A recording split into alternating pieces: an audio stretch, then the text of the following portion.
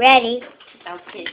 Então agora a gente passa manteiga, óleo, margarina, não sei, numa frigideira.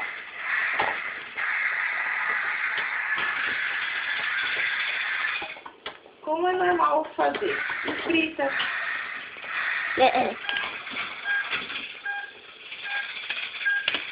Aí coloca um tanto de panqueca que quer. Olha.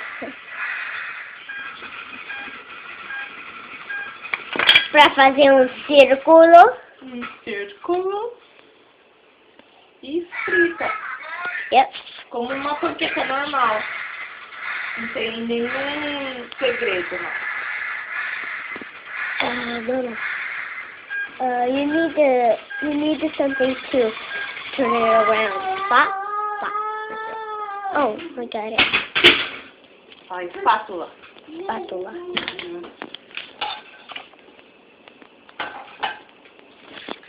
Você tá mostrando aqui fritar ou você tá mostrando aqui? Não, tô mostrando tudo aqui.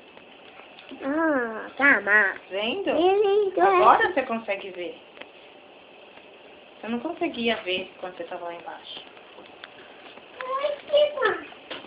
Smells really good. Pancake. O que você vai comer? Uma panqueca com o quê? Syrup. Syrup. Xarope. Xarope. Você quer uma bananinha junto?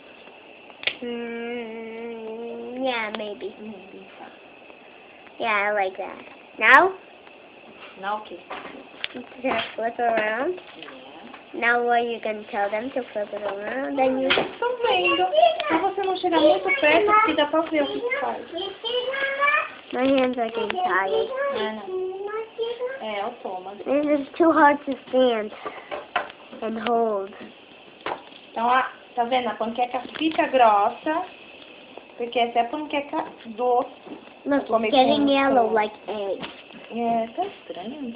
But when you put it like this, it's Tá okay. a cor normal. Tá.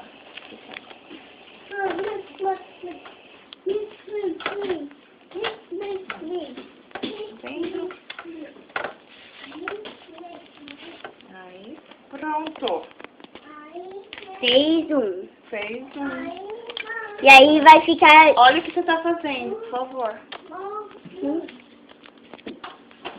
Aí vai. Normal. Good. Passa a manteiga. Põe a panqueca e frita.